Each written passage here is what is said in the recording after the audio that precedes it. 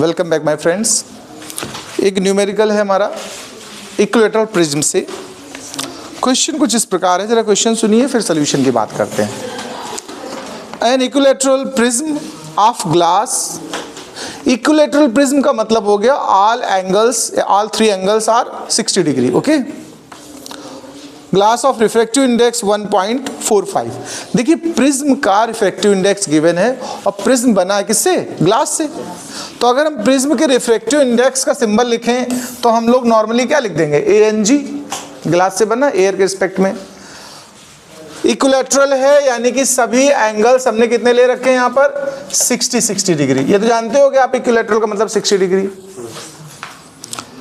Is emerged in water of refractive index 1.33।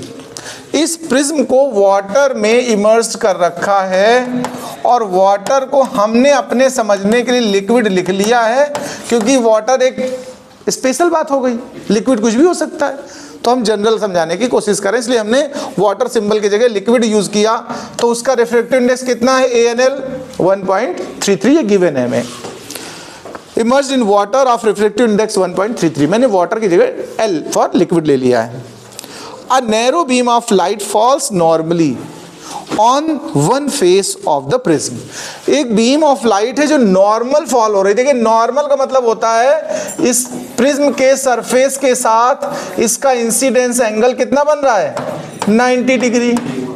ध्यान रखिएगा, lens हो, प्रिज्म हो, मिरर हो, कहीं भी हो, अगर नॉर्मल इंसिडेंस हो रहा है तो अनडेविएटेड रे या तो रिफ्लेक्ट हो जाएगी या रिफ्रैक्ट हो जाएगी।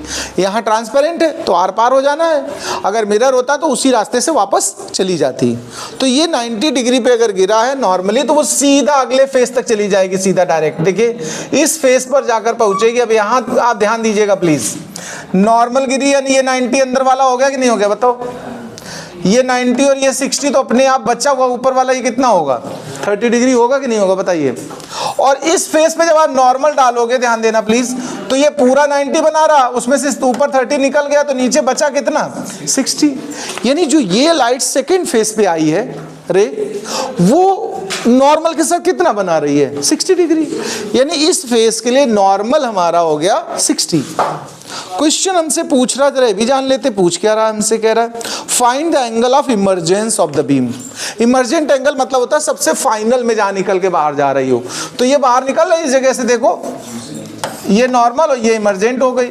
इमर्जेंट का आप सिंबल चाहें तो आप ई बना दें एंगल का सिंबल, और मैंने तो एक ही फेस से मुझे सोल्यूशन करना है इतने से, तो आने वाले को हाईलाइट कर लिया और जाने वाले को आर। आर ही हमारा इमर्जेंट है। आप चाहें तो इमर्जेंट के लिए सिंबल ई का इस्तेमाल भी कर सकते हैं। पहले इतनी बात समझ में आ गई कि नहीं? अब इस फेस की बात आप ध्यान से देखिए, एंगल ऑफ इंसिडेंस यहाँ कितना हो गया है? 60। हमें इमर्जेंट या रिफ्रैक्टेड चाहिए, आर चाहिए। और गौर करने की खास बात है, इस बार लाइट प्रिज्म से निकलकर लिक्विड में जा रही ना, ग्लास टू वाटर। क्लियर बात? तो ग्लास टू वाटर यानी जो रिफ्रैक्टिव इंडेक्स आप लेंगे वो क्या लेना चाहिए? GNL, ग्लास से वाटर। वाटर की जगह मैंने यूज किया एक्चुअल में लिक्विड। आप वाटर अगर सिंबल लेना चाहें तो GNW लिख सकते हैं। क्या रख सकते हैं? मैंने यहाँ GNL लिया। जो फॉर्मूला होता है साइन है वही, स्नेल्स लॉ लगाया वही है, बट यहाँ पर आमतौर पे होता क्या, रेयरर से डेंसर में जाया करता है, अक्सर ऐसा क्वेश्चन आते हैं। यहाँ लेकिन लाइटर किधर आ रही है? डेंसर से रेयरर। अच्छा बताइए, जो रेयरर में आ रही है तो क्या होगा? Bends away from the normal या bends toward the normal? Away. तो यानी अगर इंसिडेंस 60 है, ध्यान देना, तो इमर्जेंट मोर देन 60 होगा कि नहीं? तभी तो अवे का मतलब मोर देन 60। आंसर हमारा मोर देन 60 आएगा, इतना कंफर्म हो चुका है बात। अब हम इस कॉन्सेप्ट को आगे बढ़ाते हैं। तो GNL sin I by sin R, ये आप W लेना चाहे वाटर तो GNW इस्तेमाल कर सकते हो। GNL निकालने के लिए समझ लेना ANL बाई ANG। ये मैंने स्टार्टिंग में थ्योरी में जहाँ प्रिंसिपल ऑफ रिवर्सिबिलिटी पढ़ाया है वहाँ समझाया है, आप चाहें तो दोबारा थ्योरी देख सकते हैं। GNL निकालना है तो ANL बाई ANG, और ये sin I 60 और R हमें फाइंड करना, राइट? अब सुनिए, ANL यानी लिक्विड, यहाँ वाटर है तो उसकी वैल्यू कितनी गिवन है? रिफ्रैक्टिव इंडेक्स 1.33, और ग्लास का कितना गिवन है? 1.45। बाद बाकी sin 60 वैल्यू तो आप जानते हो, √3/2 रख दिया मैंने। यहाँ 1.33 और 45 को सिंप्लीफाई करें, साइन आर हमें चाहिए एक्चुअली में, बाद में आर निकल आएगा। पास आउट कर दिया, √3 की वैल्यू 1.732 रख दी। इनको सॉल्व करना, पहले 2 से इसको कट कर लीजिए तो आ जाएगा हमारा 0.866145/133। इनका मल्टीप्लाई करिए और 133 से डिवाइड करिए तो आप पहुंचेंगे 0.94।